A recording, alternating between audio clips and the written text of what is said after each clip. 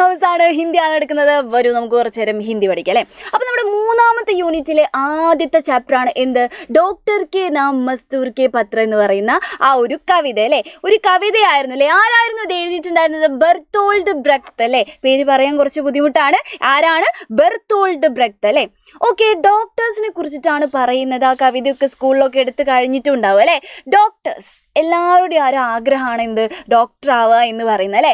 നമ്മുടെ ഈ ഒരു ലോകത്ത് 2 തരം ഡോക്ടർമാരാണുള്ളത് അല്ലേ. രക്ഷിക്കാൻ അറിയുന്ന ഡോക്ടറും ഉണ്ട്, ശിക്ഷിക്കാൻ അറിയുന്ന ഡോക്ടറും ഉണ്ട് അല്ലേ. അപ്പം നമ്മുടെ ഈ ഒരു കവിതയിൽ ഡോക്ടർ കെ നാം മസ്ദൂർ കെ പത്ര എന്ന് പറയുന്ന ഈ ഒരു കവിതയിൽ നമ്മൾ എങ്ങനത്തെ ഡോക്ടറെയാണ് കാണുന്നത്? ശിക്ഷിക്കുന്ന ടൈപ്പ് ഡോക്ടർ അല്ലേ. അതായത് രോഗികളെ പിഴിഞ്ഞങ്ങ് അവരെ ശരിക്കും നോക്കൂല്ല, പിന്നെ അങ്ങനെ ജീവിക്കുന്ന കുറച്ച് ഡോക്ടേഴ്സ് ഉണ്ട് അല്ലേ. അങ്ങനത്തെ ചീത്ത ഡോക്ടേഴ്സിനെ കുറിച്ച് പറയുന്ന, അവർക്ക് എതിരെ ഒരു പരാതി പോലെ ഒരു മസ്ദൂർ ഒരു കത്ത് എഴുതിയാൽ എങ്ങനെ ഉണ്ടാവും? അതായത് ആ കത്ത് കവിതാ രൂപത്തിൽ എഴുതിയിട്ടുള്ള ആ ഒരു കവിതയാണ് നമുക്ക് പഠിക്കാനുള്ളത്. എന്താണ്? ഡോക്ടർ കെ നാം മസ്ദൂർ കെ പത്ര അല്ലേ. അപ്പോൾ ആ ഒരു കവിത എന്ന് പറയുന്നത് നമ്മുടെ ക്രിസ്മസ് എക്സാമിന് വളരെ വളരെ ഇമ്പോർട്ടൻ്റ് ആയിട്ടുള്ളൊരു പാഠമാണ്. അപ്പോൾ അതിൽ നിന്നും കുറച്ച് ക്വസ്റ്റ്യൻസ് ഉണ്ട്, നിങ്ങളുടെ ടെക്സ്റ്റ് ബുക്കിലെ ക്വസ്റ്റ്യൻസ് ഉണ്ട്, വളരെ ഇമ്പോർട്ടൻ്റ് ആണ്. 2 മാർക്കിനും 1 മാർക്കിനും ഒക്കെ ആയിട്ട് ഇത് ചോദിച്ചിട്ടുണ്ട്. അതാണ് ഇന്ന് നമ്മൾ ഡിസ്കസ് ചെയ്യാൻ പോകുന്നത്. മക്കൾ വളരെ ഇമ്പോർട്ടൻ്റ് ആയിട്ട് തന്നെ ഇതെടുത്ത് എഴുതിക്കോളാം, പഠിച്ചോളാം. Okay, yes. അപ്പോൾ ശ്രദ്ധിക്കുക, ആദ്യത്തെ ക്വസ്റ്റ്യൻ ആണ് മിസ് പറയാൻ പോകുന്നത് കേട്ടോ. നോക്കുക, എന്താണ്? तब तो तुम हमें अवश्य अच्छा कर सकोगी इन पंक्तियों से कवि किसकी याद दिलाती है. മിസ് മലയാളത്തിൽ പറഞ്ഞു തരാം കേട്ടോ. അപ്പോൾ ശ്രദ്ധിച്ചോളാം, നമ്മുടെ കവിത എന്താണ്? ഒരു മസ്ദൂർ, ഒരു തൊഴിലാളി ഡോക്ടർക്ക് എഴുതുന്ന കത്താണ് അല്ലേ. അപ്പോൾ ഈ മസ്ദൂർ പറയുന്നുണ്ട് എന്താണ്? ഡോക്ടറെ, ഞങ്ങളുടെ ദാരിദ്ര്യം കാരണമാണ് ഞങ്ങൾക്ക് ഇങ്ങനെയൊക്കെ അസുഖം വരുന്നത്. നിങ്ങൾക്ക് എന്നെ ഫ്രീ ആയിട്ടൊന്നും ചികിത്സിക്കാൻ പറ്റത്തില്ല അല്ലേ. അവർ പറയാണ്, ഞങ്ങളിപ്പം മുന്നിൽ വന്ന് നിൽക്കുകയാണെങ്കിൽ നിങ്ങൾ ഞങ്ങളെ നന്നായിട്ട് ചികിത്സിച്ച് തരുമോ? ഈ പൈസക്കാരെ മാത്രം ചികിത്സിക്കുന്ന സിസ്റ്റമുള്ള ഡോക്ടറോടാണ് ചോദിക്കുന്നത് കേട്ടോ. അപ്പോൾ അങ്ങനെയൊക്കെ ചോദിക്കുന്ന ഒരു മസ്ദൂറിൻ്റെ ഒരു കവിതയാണ്. അപ്പോൾ നോക്കിക്കേ, ഇവിടെ നമ്മുടെ മസ്ദൂർ ചോദിക്കുന്ന ഒരു ക്വസ്റ്റ്യൻ ആണ് കേട്ടോ. തബ് തോ തും ഹമേ അവശ്യ അച്ഛാ കർ സക്കോഗി. തബ് തോ അപ്പോൾ, തും ഹമേ നിങ്ങൾക്ക്, ഞങ്ങളെ, അവശ്യ അച്ഛാ കർ സക്കോഗി തീർച്ചയായിട്ടും അച്ഛാ കർ സക്കോഗി നല്ലതാക്കി മാറ്റാൻ കഴിയും. അപ്പോൾ അതിന് മുമ്പിലുള്ള വരി എന്താണെന്ന് അറിഞ്ഞാൽ മാത്രമേ മക്കൾക്ക് ഇത് മനസ്സിലാവത്തുള്ളൂ. ഇതിന് മുമ്പിൽ പറയുന്നുണ്ട് എന്ത്, മെഡിക്കൽ കോളേജുകളിലൊക്കെ 10 വർഷത്തോളം കഷ്ടപ്പെട്ട് ബുദ്ധിമുട്ടി പഠിച്ചു വരുന്ന ആൾക്കാരാണ് ആര്? ഈ ഡോക്ടർമാരെന്ന് പറയുന്നത്. അതും ഒരുപാട് പൈസയൊക്കെ ചിലവാക്കിയിട്ട്. ഈ പൈസയൊക്കെ ആരുടേതാണ്? നമ്മുടെ മെഡിക്കൽ കോളേജൊക്കെ ആരുടെ പൈസ കൊണ്ട് ഉണ്ടാക്കിയതാണ്? നമ്മുടെ ജനങ്ങളുടെ പൈസ കൊണ്ട് ഉണ്ടാക്കിയതാണ് അല്ലേ. അപ്പം ജനങ്ങളുടെ പൈസ കൊണ്ട് വളർന്നു വന്നിട്ടുള്ള ഡോക്ടർമാർ ജനങ്ങളെ ശുശ്രൂഷിച്ചിട്ടില്ലെങ്കിൽ എങ്ങനെ ഉണ്ടായിരിക്കും അല്ലേ.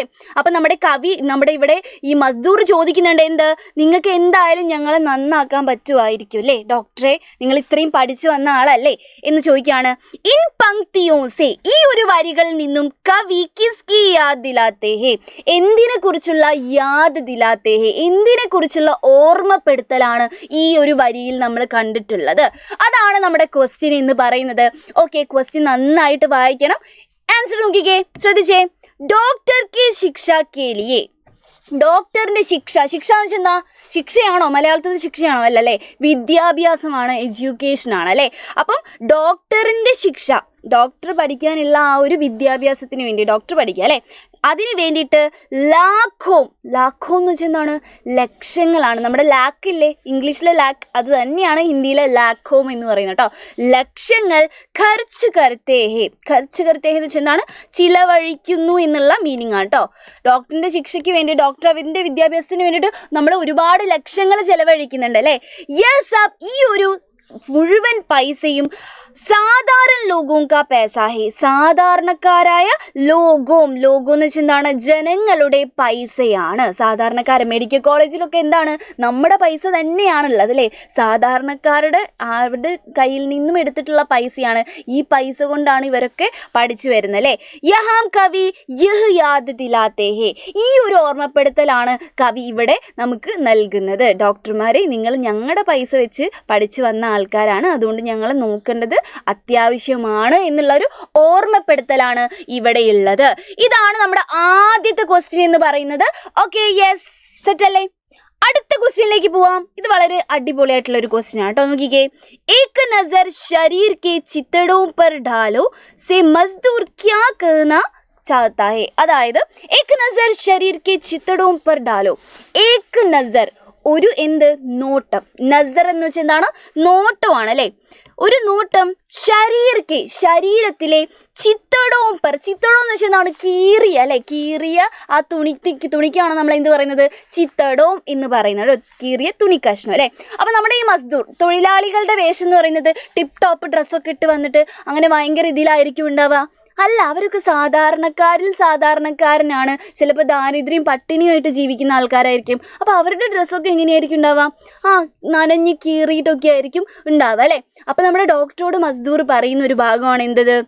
ഏക് നസർ, ഒരു നോട്ടം, ഞങ്ങളുടെ ശരീരത്തിലെ ചിത്തടോം പർ ഡാലോ, ഈ കീറിയ തുണികളിൽ നോക്കൂ.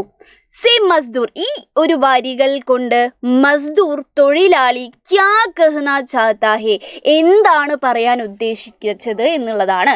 അപ്പോൾ ഡോക്ടറോട് പറയുന്നുണ്ട്, ഡോക്ടറെ നിങ്ങൾ നോക്കുന്നതിന് മുമ്പ് ഞങ്ങളോട് ഒരു കാര്യങ്ങൾ പറയുന്നതിന് മുമ്പ് ഒരു നോട്ടം ഞങ്ങളുടെ ഡ്രസ്സിലേക്ക് നോക്കണം. ഈ ഡ്രസ്സിലേക്ക് നോക്കിയാൽ തന്നെ നമുക്ക് എന്ത് മനസ്സിലാവും?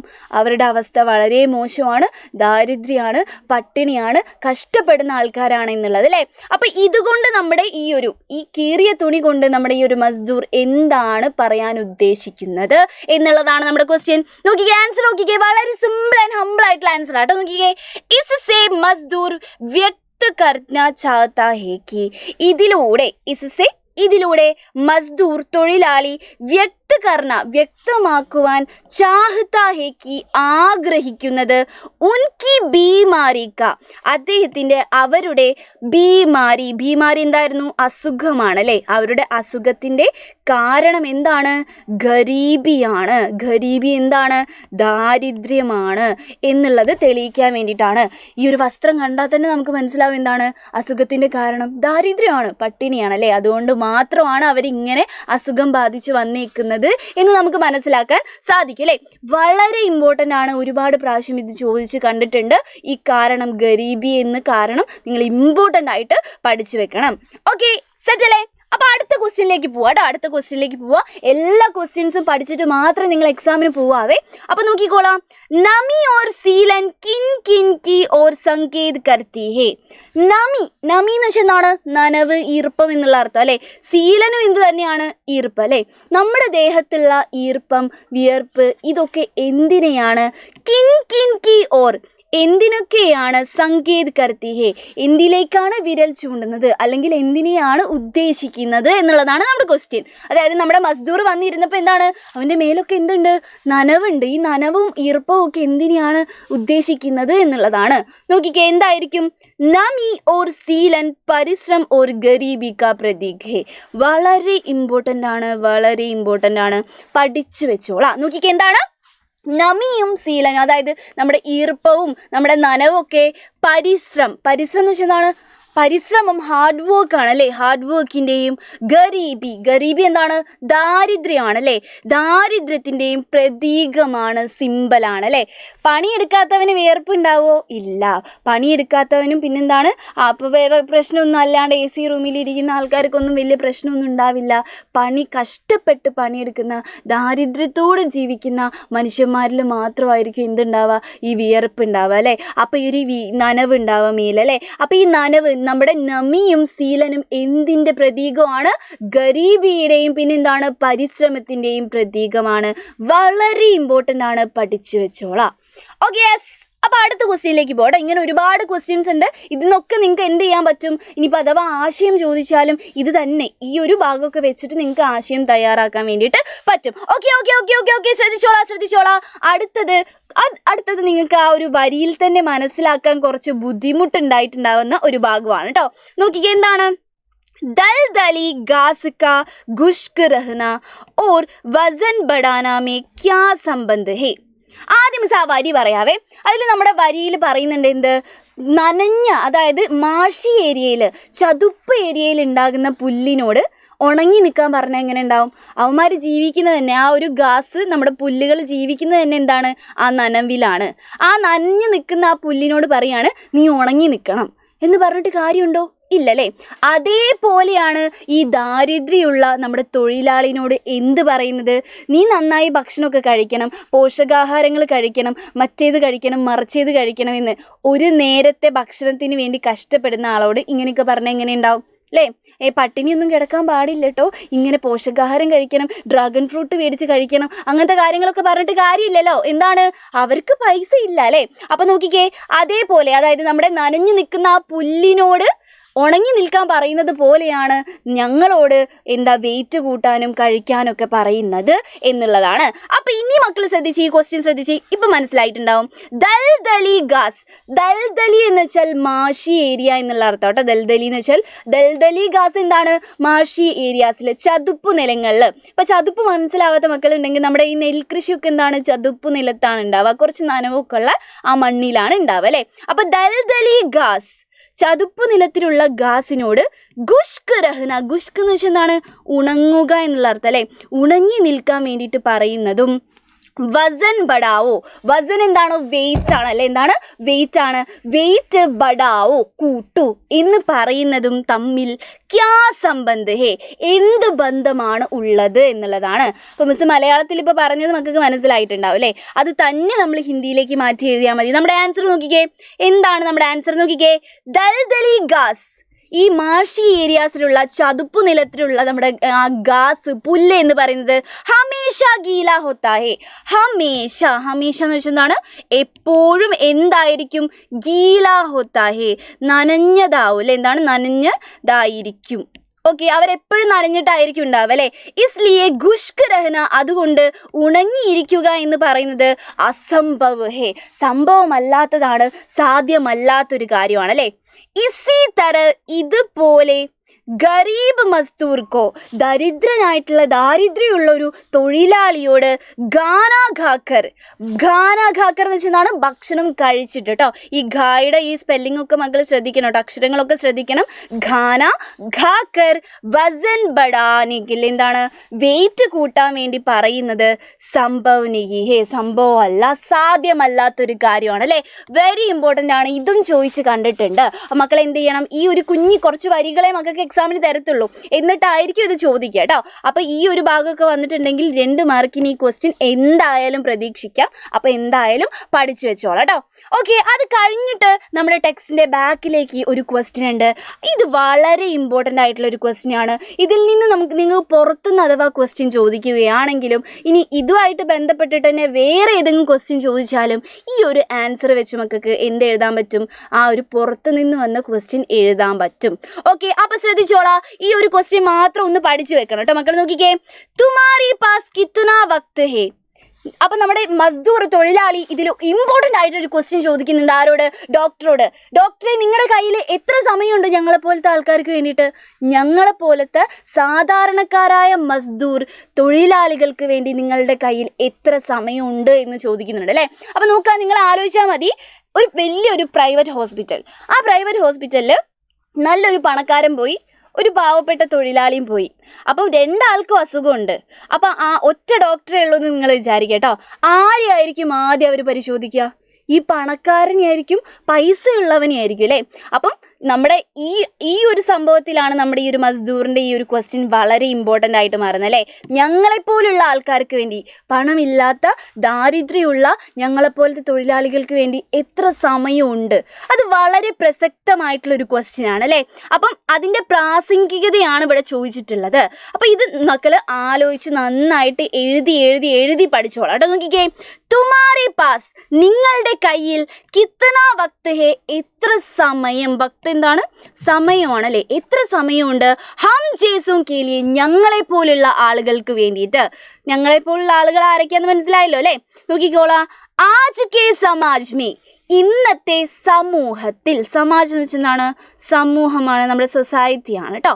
നമ്മുടെ സമാജത്തിൽ, നമ്മുടെ സമൂഹത്തിൽ, ഇസ് പ്രശ്നിക്ക്, പ്രശ്നം എന്ന് വെച്ചാൽ ചോദ്യമാണ് കേട്ടോ. എന്താണ് ചോദ്യം? ഈ ഒരു ചോദ്യത്തിൻ്റെ പ്രാസംഗികത ക്യാഹേ, പ്രാസംഗികത എന്താണ്, റെലവൻറ്റ്, അതായത് അവരുടെ നമ്മുടെ ഈ ഒരു ക്വസ്റ്റ്യൻ്റെ റെലവൻസി എത്രത്തോളം ഉണ്ട്. റെലവൻസി എന്ന് ഉദ്ദേശിച്ചത് എന്താണ്, അതിൻ്റെ ഇമ്പോർട്ടൻസ് എന്നൊക്കെ നമുക്ക് പറയാം. അതിൻ്റെ ഇമ്പോർട്ടൻസ് എത്രത്തോളം ഉണ്ട് നമ്മുടെ ഇപ്പോഴത്തെ സമൂഹത്തിൽ എന്നുള്ളതാണ് നമ്മുടെ ക്വസ്റ്റ്യൻ. അപ്പോൾ കുറച്ച് ബുദ്ധിമുട്ടുള്ള ക്വസ്റ്റ്യൻ ആണ് മക്കൾ. എന്ത് ചെയ്യണം, നന്നായിട്ട് ഇത് എഴുതി പഠിച്ചോണം. നോക്കിക്കേ, നമ്മുടെ ആൻസർ നോക്കിക്കേ, ആജ്, ഇന്ന്, അധികാംശ ഡോക്ടർ എന്ന് വെച്ചാൽ എന്താണ്? അധികം ഡോക്ടർമാരും, അതായത് മെജോറിറ്റി ഡോക്ടർമാരും എന്നുള്ള അർത്ഥം കേട്ടോ. പേസേക്ക് പീച്ചെ ദോഡ്തേ ഹേ, പൈസയുടെ പീച്ചെ എന്ന് വെച്ചാൽ എന്താണ്? പുറകെ, ദോഡ്തേ ഹേ, ഓടുന്നു അല്ലേ. അവരുടെ പണി എന്താണ്? ഇപ്പം പൈസയ്ക്ക് നല്ല മനുഷ്യന്മാരെന്താണ് നന്നായിട്ട് നോക്കുക എന്നുള്ളതല്ല, പൈസയ്ക്ക് വേണ്ടിയിട്ട് പാസയ്ക്ക് പീച്ചയാണ് എല്ലാ ഡോക്ടർമാരും ഇപ്പം ദോഡ്തേ ഹേ, ഓടിക്കൊണ്ടിരിക്കുന്നത് അല്ലേ. ഉൻകെ പാസ്, അവരുടെ കയ്യിൽ സേവ എന്ന് വെച്ചാൽ എന്താണ്? സേവനമാണ് കേട്ടോ, നമ്മുടെ സേവനം, മറ്റുള്ള ആൾക്കാരെ സേവിക്കുക അല്ലേ. സേവാ കേലിയെ സമയ നഹി ഹേ, സേവനം ചെയ്യാനൊന്നും അവരുടെ കയ്യിൽ എന്തില്ല? സമയം ഇല്ല അല്ലേ. ഡോക്ടർ ഗരീബോ സെ ജ്യാദ, ഡോക്ടർമാര് ഗരീബോസെ, ദരിദ്രരായല്ലേ. ഗരീബോ എന്ന് വെച്ചാൽ എന്താണ്? ദരിദ്രല്ലേ. ദരിദ്രരായിട്ടുള്ള ആളുകളെക്കാൾ ജ്യാദ എന്ന് വെച്ചാൽ കൂടുതലാണ് കേട്ടോ, കൂടുതൽ. പേസ ഹോനെ വാലെ കോ ദേഖ്താ ഹേ, പൈസയുള്ള ആൾക്കാരെയാണ് നോക്കുന്നത്. അപ്പം നമ്മുടെ പൈസയ്ക്ക് പുറകെയാണ് ഇപ്പോൾ ഡോക്ടർമാർ ഓടുന്നത്. ഗരീബോം സെ ജ്യാദ, പാവപ്പെട്ടവരെക്കാളും എന്താണ്? കൂടുതൽ അവർ പൈസയുള്ള ആൾക്കാരുടെ നോക്കാനാണ് എന്ത് ചെയ്യുന്നത്? പ്രിഫർ ചെയ്യുന്നത് അല്ലേ. ഇസ്ലിയെ, അതുകൊണ്ട് മസ്ദൂർ കാ യഹ് പ്രശ്ന, നമ്മുടെ തൊഴിലാളിയുടെ, മസ്ദൂർ എന്താണ്? തൊഴിലാളി അല്ലേ. തൊഴിലാളിയുടെ യഹ് പ്രശ്ന, ഈ ഒരു ചോദ്യം പ്രാസംഗിക് ഹേ, വളരെ റെലവൻ്റ് ആയിട്ടുള്ള, വളരെ ഇമ്പോർട്ടൻ്റ് ആയിട്ടുള്ള ഒരു ക്വസ്റ്റ്യൻ ആണ് ഇത് എന്നാണ് പറയുന്നത്. അപ്പോൾ ഈ ഡോക്ടർ കെ നാം മസ്ദൂർ കെ പത്ര എന്ന് പറയുന്ന കവിത വളരെ സിമ്പിളായിട്ട് മക്കൾക്ക് തോന്നിയിട്ടുണ്ടാവും. പക്ഷെ അതിൻ്റെ ഉള്ളിലേക്ക് ഒരുപാട് കാര്യങ്ങൾ പറയുന്നുണ്ട്. അതിനുള്ളിൽ എന്താണ് മെയിനായിട്ട് പറയുന്നത് എന്നുള്ളതാണ് ഈ ഒറ്റ ചോദ്യത്തിലുള്ളത്. അപ്പോൾ ഇതെന്തായാലും പഠിച്ചു വെക്കണം. പിന്നെ നമ്മളിപ്പോൾ ഡിസ്കസ് ചെയ്ത എല്ലാ ക്വസ്റ്റ്യൻസും എന്ത് ചെയ്യണം? മക്കൾ പഠിച്ചിട്ട് മാത്രമേ ക്രിസ്മസ് എക്സാമിന് പോവാവൂ കേട്ടോ. അപ്പോൾ ഇനിയും നമ്മൾ ഈ പാടുമായി ബന്ധപ്പെട്ടിട്ടുള്ള കോണ്ടൻസ് ഇടുന്നതായിരിക്കും. അപ്പം ഇനി കാണും വരെ ബൈ ബൈ.